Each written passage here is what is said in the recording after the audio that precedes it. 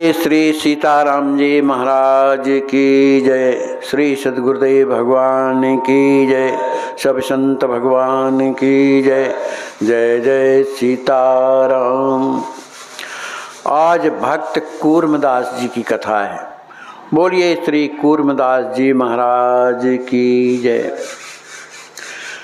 पूर्व जन्म के संस्कार जो हमारे जीवन में ब्रह्मा ने लिख दिया है, प्रारब्ध बन करके जो आया है, उसे निश्चित रूप से ही भोगना ही पड़ता है। प्रारब्ध के कारण आदमी गूंगे होते हैं, बहरे होते हैं, अपंग होते हैं, दुनिया भर के जो रोग हैं वो लगे होते हैं। ये कोई इस जन्म का नहीं है, पूर्व जन्म का है, क्योंकि ये प्रारब्ध है, भोगना पड़ता है। ऐसे ही कूर्मदास जी महाराज का जब जीवन कैसा है, बड़ा दुख में, न उनके हाथ हैं और न पैर। अब जिसके हाथ पैर ना हो उसका जीवन कितना दुख में होगा, कल्पना करो। ये उस समय कहते हैं जिस समय पर नामदेव जी, ज्ञानदेव जी का जब समय था, उनके सत्संग में ये हमेशा जाते रहते थे। पेट केवल चलते थे क्योंकि हाथ पैर नहीं थे, और ये पैठण में रहते थे।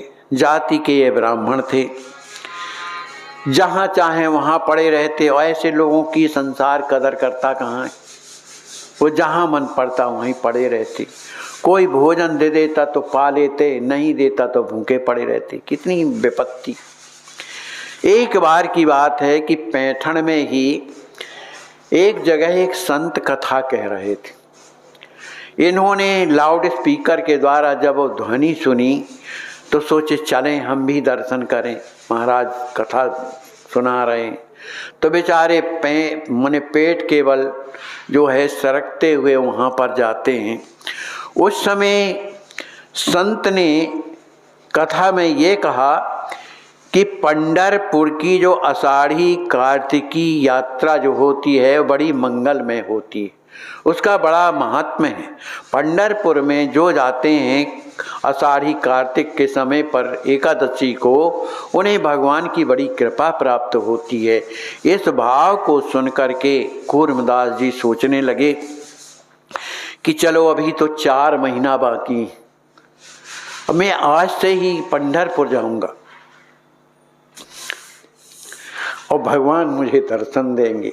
इस भाव से अपने मन को कसा और सीधे चल देते। पेट केवल सरकने लगती।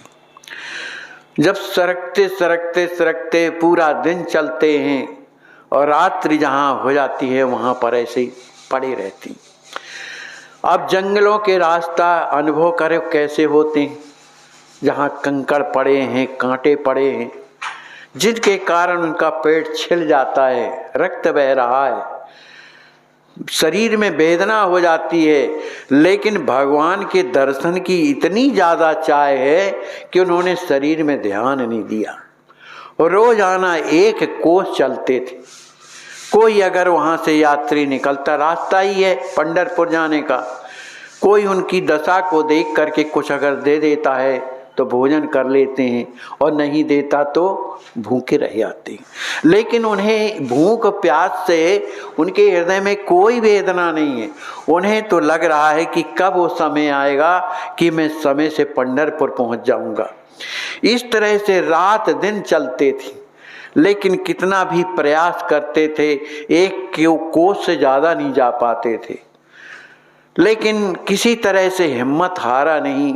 इस तरह से चलते चलते पेट केवल खिसकते खिसकते पंढरपुर वहाँ से 7 कोस रह गया और 4 माह समाप्त हो गए। केवल 1 दिन बकाया था। अब वहाँ से पंढरपुर 7 कोस था। बड़े दुखी हो गए कि मैं कितना भी प्रयास करूं 1 कोस चल पाता हूं, अभी तो 7 कोस है, मैं कैसे पहुंचूंगा। वहीं बैठ कर पड़े हुए रोने लगे कि देखो मेरा दुर्भाग्य, तो देखो कि पूर्व जन्म का जो मेरा प्रारब्ध था उसके कारण मुझे हाथ पैर नहीं मिले। अभी भी वो मेरा दुर्भाग्य मुझे मार रहा है कि मैं भगवान का दर्शन भी नहीं कर पा रहा हूँ। 4 माह व्यतीत हो गए, लेकिन भगवान के चरणों तक नहीं पहुँच गया। पहुंच पाया, बड़ा दुखी होकर के रोने लगे। पढ़े लिखे थे, किसी तरह से उन्होंने अपने मुंह में एक कलम फंसाई कागज में और भगवान को पत्र लिखा कि प्रभु आप तो जानते हैं कि मेरे हाथ पैर नहीं, इसलिए मैं आपका दर्शन कल एकादशी का नहीं कर पा रहा हूँ। पर आप तो जानते हैं ना कि मैं उतने दूर से 4 माह से पेट के बल चलता हुआ आ गया हूँ। अब मैं कितना भी प्रयास करूँ तो मैं कल नहीं पहुँच सकता। प्रभु आप तो सर्वसमर्थवान है ना, आप चाहें तो क्या नहीं कर सकते हैं।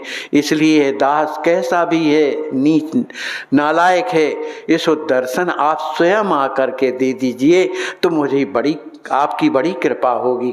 ऐसा लिख करके पत्र और रो रहे थे। वहाँ से एक यात्री निकलता है, कहा भैया ये पत्र मेरा जो मुंह में दबा हुआ है इसको ले लो और पंडरीनाथ के चरणों में रख देना, बस तुम्हें इतना करना है।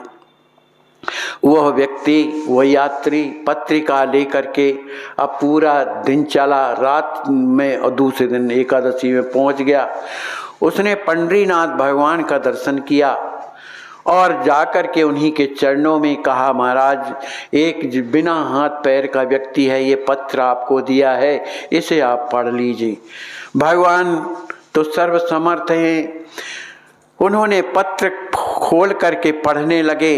जब पढ़ने लगे तो भगवान के नेत्रों से आंसू आ गए कि मेरे लिए कोई चल के आवे, अब वो नहीं आ सकता है तो मुझे क्या करना चाहिए। तो भगवान पंडरीनाथ है ना, अपने रसिक जनों को साथ में लिए। किसको लिए? विट्ठल जी को, ज्ञानदेव को, नामदेव को और सांवता माली को, इनको साथ में लेकर के और वहीं आते हैं जहाँ कूर्मदास जी पड़े रो रहे थे। कूर्मदास जी की उस स्थिति को देखा भगवान ने कि उनका पेट बिल्कुल छिला हुआ है, सब जगह से रक्त बह रहा है। उनकी इस स्थिति को देख करके भगवान ने कृपा किया, स्वस्थ हो गए। स्वस्थ होने के बाद भगवान ने कहा कि कूर्मदास हम देखो तुम्हारी पत्रिका को जैसे ही मिली है वैसे ही हम चले आए हैं, दर्शन करो। तब कूर्मदास जी ने जैसे ही आंखें खोला तो पंडरीनाथ सामने खड़े हुए थे। उनका दर्शन करते उनके नेत्र भरे आए, फूट फूट करके रोने लगे। अब उनसे चला तो जाता नहीं, उठा तो जाता नहीं, क्योंकि पेट के बल चलते थे।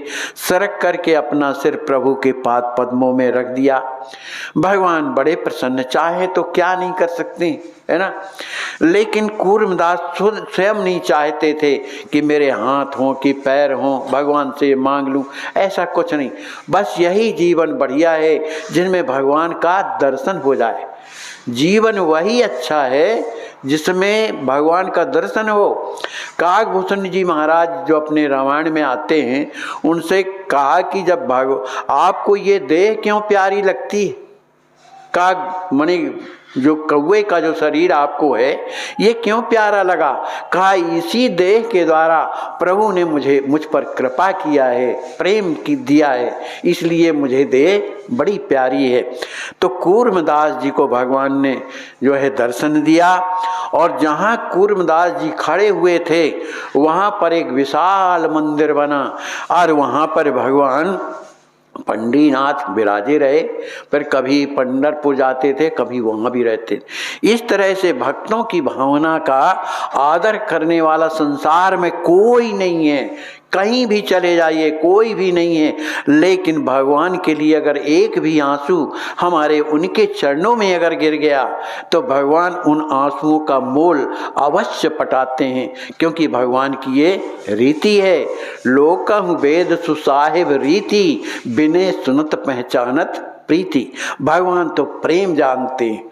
इस तरह से भगवान ने कूर्मदास पर कृपा किया। बोलिए श्री कूर्मदास जी महाराज की जय।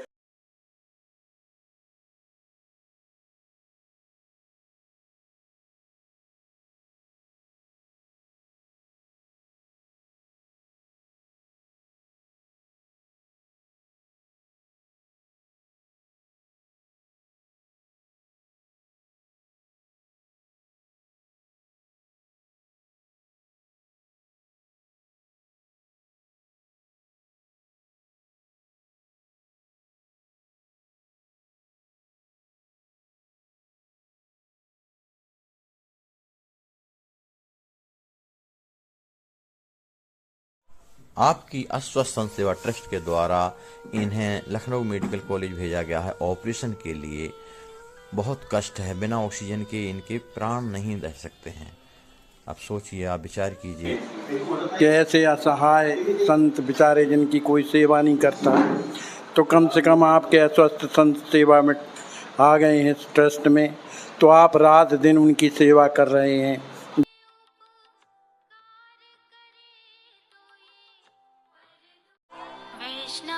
हाँ, ज़्यादा नहीं लगेगा। हाथ कटने के बाद तो दवा भी रोक चलेगा फिर। चलिए, उसके बाद तो डॉक्टरों ने कहा है कि कैंसर आपका जान बच जाएगी, हैं? आगे नहीं बढ़ा है, हैं? चलो ठीक है, भगवान करें आपका मंगल हो, आप जल्दी स्वस्थ हो जाएं।